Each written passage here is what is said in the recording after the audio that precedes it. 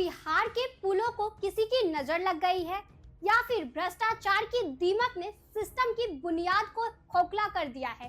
भागलपुर से एक ऐसी डरावनी तस्वीर सामने आई है जिसे देखकर किसी की भी रूह कांप जाए।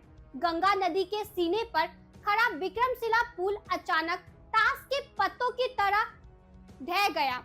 चीख पुकार और धूल के गुब्बारे के बीच जो सच निकलकर सामने आया है, उसने नीतीश और सम्राट चौधरी की सरकार को कटघरे में खड़ा कर दिया है। नेता प्रतिपक्ष तेजस्वी यादव ने इस घटना को भ्रष्ट एनडीए सरकार को सौजन्य करार देते हुए एक ऐसा हमला बोला है जिसने बिहार की राजनीति में भूचाल ला दिया है। आखिर क्यों तेजस्वी कह रहे हैं कि इस पुल ने गंगा में समाधि ले ली है? चलिए इस खौफनाक हादसे और इसके पीछे छिपे सियासी घमासान का पूरा विश्लेषण करते हैं। दोस्तों, सोचिए उस मंजर के बारे में जब पुल गिरा था। उस वक्त कई गाड़ियां उस पर सवार थी या सिर्फ कुदरत का करिश्मा और ईश्वर का आशीर्वाद था कि जिस हिस्से में गंगा में समाधि ली उस पर कोई वाहन मौजूद नहीं था, वरना आज भागलपुर मातम मना रहा होता। लेकिन सवाल यह है कि क्या यह सिर्फ एक हादसा है?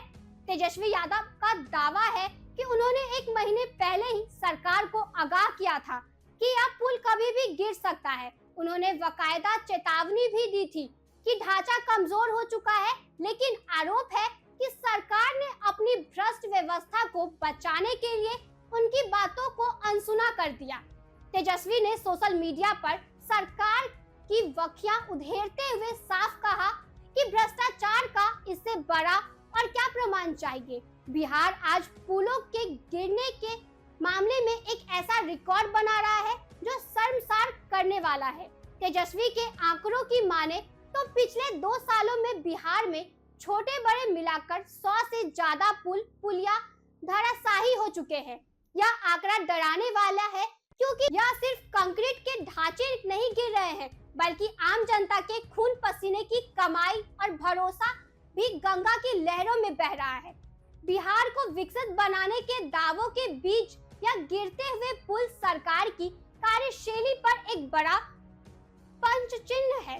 तेजस्वी यादव का सीधा आरोप है कि बिहार अब भ्रष्टाचार के पायदान पर शीर्ष पर पहुंच चुका है।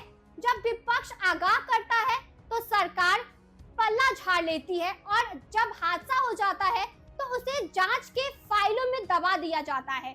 विक्रमशिला पुल का गिरना महज एक निर्माण की विफलता नहीं है, बल्कि उस सिस्टम की हार है जहां गुणवत्ता से ज्यादा शायद कमीशन की चर्चा होती है।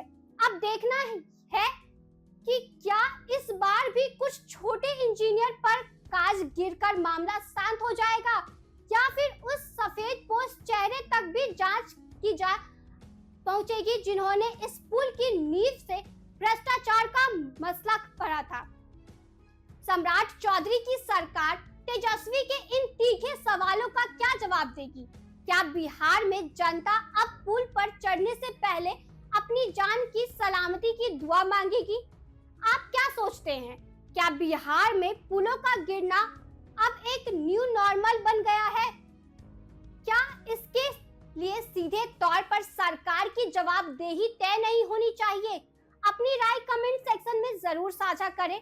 बिहार के भ्रष्टाचार और सत्ता के गलियारों की हर कड़वी सच्चाई को जानने के लिए जुड़े रहिए हमारे साथ। क्या भागलपुर का यह हादसा किसी बड़ी साजिश का हिस्सा है? आपकी बेबाक राय नीचे जरूर लिखें।